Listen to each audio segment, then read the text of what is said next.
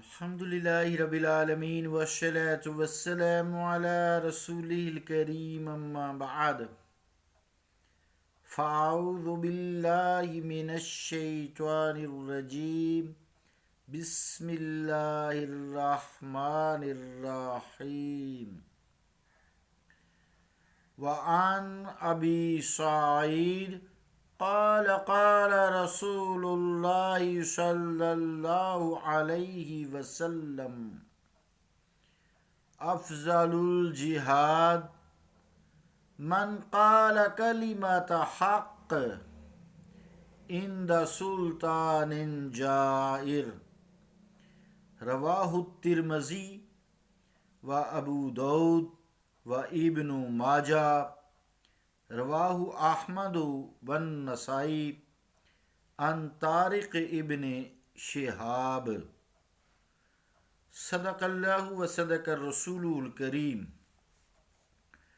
عزیزان گرامی قدر، السلام علیکم ورحمۃ اللہ وبرکاتہ۔ حدیث پاک کا پہلے ترجمہ سماعت فرمائیں۔ روایت ہے ابو سعید سے، فرماتے ہیں فرمایا رسول اللہ صلی اللہ علیہ وسلم نے، بڑا جہاد اس کا ہے جو ظالم بادشاہ کے پاس حق بات کہے۔ ترمذی، ابو داود، ابن ماجہ اور احمد و نسائی نے طارق ابن شہاب سے روایت کی ہے۔ عزیزان گرامی قدر، السلام علیکم ورحمۃ اللہ وبرکاتہ۔ یہاں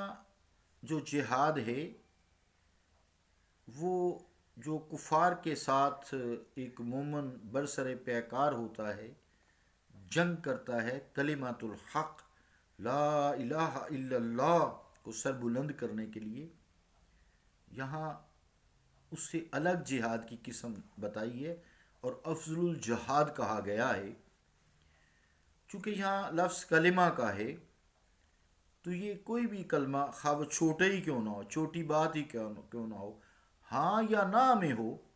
وہی کلمہ حق ہے اور اس کو افضل الجہاد کہا گیا ہے۔ جیسے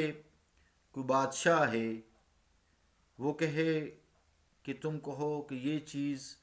حلال نہیں ہے، جبکہ حلال ہو، تو وہ نہیں نہ کہ ہاں حلال ہے، ہاں حلال ہے۔ اسی طرح وہ اگر یہ کہے کہ کیا شریعت مطہرہ میں داڑھی منڈانا درست ہے، وہ کہے نہیں۔ اب یہ جو کلمہ نہیں ہے، یہ کلمہ حق ہے اور افضل الجہاد ہے، اور اسے بڑا جہاد کہا گیا ہے۔ عزیزان گرامی قدر، سوچیں ذرا اس جہاد کو افضل کہنے کی کیا وجہ ہے۔ ایک تو افضل کہنے کی وجہ یہ ہے کہ جب ظالم بادشاہ، یہاں کہا ہے ظالم بادشاہ، تو ظالم بادشاہ ہے، اس کی من مانی وہ نہیں کرتا، انکار کرتا ہے یا اس کی تائید نہیں کرتا اس کے ظلم میں، تو اسے پکا پتہ ہوتا ہے کہ اب میری موت ہے، وہ مجھے مار دے گا، مجھ پہ ظلم کرے گا، مجھے قید و بند کی صعوبتیں برداشت کرنا پڑیں گی۔ اس لیے اس کو افضل جہاد کہا گیا ہے۔ جبکہ اس کے مقابلے میں جو کفار کے ساتھ جہاد ہوتا ہے، جو تلوار سے، میزائل سے، بندوقوں سے، جیسے جو بھی رواج ہو، جیسے آج کل تو میزائل کا دور ہے، ایٹامک بامز کا دور ہے، عام دوسرے ایٹم بم تو نہیں مار سکتے جو بین الاقوامی لاز ہیں، لیکن کرتے ہیں لوگ تھوڑے تھوڑے یورینیشن کی وجہ سے، یورینیم جسے یورینیم کہتے ہیں، یورینیم ویپنز جو ہیروشیما اور ناگاساکی پہ مارے گئے تھے، استغفر اللہ، بنی نو انسان کا اس قدر قتل ہوا۔ بہرحال جب انسان کفار کے ساتھ میدان جہاد میں برسر پیکار ہوتا ہے تو اسے موت کا پکا، شہادت کا پکا یقین نہیں ہوتا، بچ کے بھی آ سکتا ہے، غازی ہو سکتا ہے، یا اس کو حکم ملتا ہے بھی پیچھے آؤ، محفوظ جگہ پہ جا سکتا ہے۔ تو اس طرح بادشاہ جو ظالم ہے، ظلم کرتا ہے رعایا پر، اس کے سامنے حق بات کہنا یہ اس لیے اس کو کہا گیا یہ جہاد افضل ہے،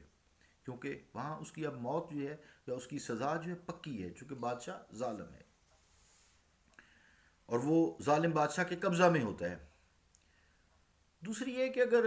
بادشاہ اس کی تبلیغ سے ظلم سے باز آ جائے تو چونکہ وہ مخلوق پر ظلم کرتا ہے تو اس کا مطلب ہے ایک بادشاہ کے سمجھنے سے ساری رعایا پر ظلم کا خاتمہ ہو جاتا ہے، مخلوق کو اس کے ظلم سے رہائی نصیب ہو جاتی ہے۔ قتل کافر سے تو ایک کافر کم ہوگا نا، تو یہاں ساری رعایا کو چین ملے گا، اس کو سکون میسر ہوگا، اس لیے اس کو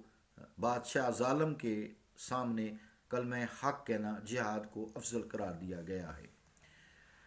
نیز یہ کلمہ نفس پہ بھی بڑا جہاد ہے کہ ایسے بادشاہ کے سامنے دل چاہتا ہے کہ میں خوشامد کر دوں، اس کی ہاں میں ہاں ملا دوں، یہ مجھ سے نوازشات کے دروازے کھول دے گا، مجھے انعامات سے مالا مال کر دے گا، مجھے کوئی عہدہ مل جائے گا، میرے دنیا کے کام سنور جائیں گے، دل تو چاہتا ہے۔ تو یہ چونکہ نفس کا جو جہاد ہے بڑا مشکل ہے، اسی لیے نفس کے جہاد کو جسے تزکیہ نفس بولتے ہیں یہ جہاد اکبر کہا گیا ہے، اور کفار کے ساتھ میدان جنگ میں جہاد کو جہاد اصغر کہا گیا ہے۔ حدیثوں میں ہمیں یہ ملتا ہے۔ تو عزیزان گرامی کے اندر نفس چاہتا ہے کہ میں بادشاہ کی خوشامد کروں، تو یہ نفس کے خلاف بھی جہاد ہے، اس لیے بھی یہ افضل ہے۔ امام غزالی رحمۃ اللہ علیہ نے فرمایا کہ ظالم بادشاہ کو تبلیغ صرف واض و نصیحت سے ہو سکتی ہے۔ بعض کا تو ہوتا ہے نا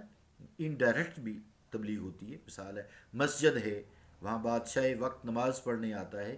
تو جو خطیب صاحب ہیں اس طرح کا خطاب کریں تاکہ بادشاہ کو ڈائریکٹ بھی نہ کہیں، انڈائریکٹ اس کے کانوں میں وہ بات رس گھول جائے، تو یقیناً وہ پھر اگر ظلم و تعدید سے باز آ گیا تو بڑا اجر ہے، یہ بھی ایک جہاد ہے۔ ظالم بادشاہ کی جو نصیحت ہے وہ قہر جبر سے نہیں ہو سکتی، ممکن نہیں ہے، کیونکہ وہ ظالم ہے، کیونکہ وہ ظالم ہے تو وہ ظلم کرے گا اس شخص پر بھی جو اسے سختی کا کرے گا۔ ویسے بھی دین میں بادشاہ کے خلاف فتنہ کرنا، یہ دھرنے دینا، جلوس نکالنا، لوگوں کو اکٹھا کر کے اس کے خلاف کرنا، جب تک وہ شریعت مطہرہ کے خلاف کام نہیں کرتا، جسے مسجدیں بند کرانے کی کوشش کرتا، نماز سے منع کرے، پھر وہ بھی ایک قانونی قاضی کے پاس مقدمہ، ایک طریقہ کار ہے دین اسلام نے جو ہے وضع کیا۔ آج ہم اس سے دور ہو گئے، جس کا دل کرتا ہے اٹھ کھڑا ہوتا ہے۔ اللہ تعالیٰ ہمیں فضل کرے، چونکہ بادشاہ وقت حکمران جو ہے وہ اللہ تعالیٰ کی طرف سے ہوتا ہے، کیونکہ قرآن کریم نے بھی جا بجا فرمایا، اولو الامر کی اطاعت بھی ہے نا، پھر یہ بھی فرمایا قل اللہم مالک الملک توتی الملک من تشاء و تنزل الملک ممن تشاء۔ اے مصطفیٰ فرما دیجئے کہ بادشاہ اللہ ہی ہے، جسے چاہتا ہے بادشاہ بنا دیتا ہے، جسے چاہتا ہے بادشاہ چھین لیتا ہے۔ وَتُعِزُّ مَن تَشَاءُ وَتُذِلُّ مَن تَشَاءُ بِيَدِكَ الْخَيْرُ۔ اسی کے ہاتھ میں عزت ہے، اسی کے ہاتھ میں ذلت ہے، اس کے ہی ہاتھ میں جو ہے جسے چاہتا ہے وہ عزت دے دیتا ہے، جسے چاہتا ہے وہ ذلت دے دیتا ہے، تو اس کے ہاتھ میں خیر ہے، بھلائی ہے۔ وَتُعِزُّ مَن تَشَاءُ، جسے چاہتا ہے عزت دیتا ہے، وَتُذِلُّ مَن تَشَاءُ، اور جسے چاہتا ہے ذل دیتا ہے، بِيَدِكَ الْخَيْرُ، اس کے دست قدرت میں خیر ہے، بھلائی ہے۔ کسی پہ وہ تھوڑا سا جھنجھوڑتا بھی ہے، اس کی پکڑ کرتا ہے، اس کو دبوچتا ہے، تو بھی اس لیے بھی کرتا ہے کہ تاکہ شاید یہ سمجھ جائے، اپنے رب کریم کی طرف رجوع کر لے۔ تو عزیزان گرامی قدر، علامہ غزالی رحمۃ اللہ علیہ احیاء العلوم میں لکھتے ہیں کہ بادشاہ کو نرمی سے واض و نصیحت کرو، اسے ظالم جابر کہہ کر پکارنا، گالیاں دینا سخت فتنہ کا باعث ہے۔ ایک تو پہلے امت اس کے ظلم سے تنگ آئی ہوئی ہے، دوسرے جب تم اس کو جابر ظالم کہو گے، اس کے خلاف کرو، تو وہ ایسے اقدامات کرے گا جس سے امت پر مزید ظلم ہوگا، جس سے پھر آنسو گولیاں جو ہے کی جاتی ہیں، آنسو گیس پھینکی جاتی ہے، گولیاں ربڑ کی چلائی جاتی ہیں، کئی بیچارے مر جاتے ہیں، دب کے مر جاتے ہیں،